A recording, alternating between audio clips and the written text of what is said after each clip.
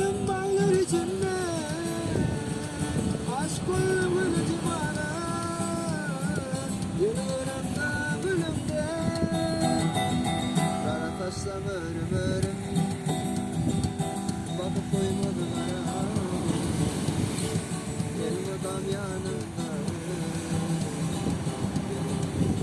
bölümde, kara taşla mörüm örüm, bakıp koymadı kara gülüm.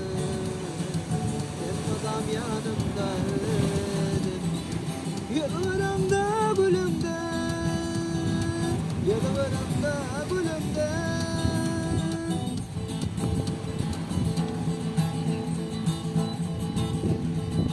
Taş koy yol boyuna, orin orin gülüşürdüm. Büyük hakta bağıtmakta,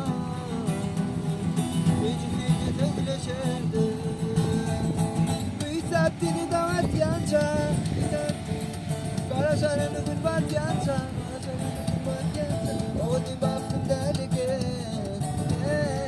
ağların ömrümüz yanca.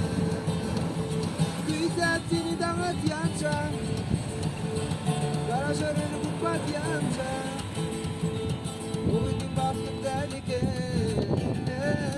ağların ömrümüz yanca.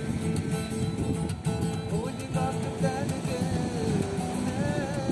ağların ömrümüz yanca.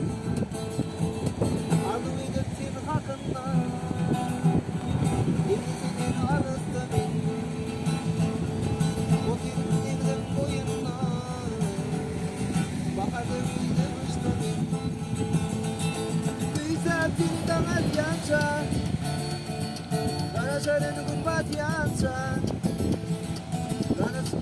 Oğlum baktım deliken, ağların ömrümüz yanca. Güzel dili damat yanca, kara şarını kurbat yanca.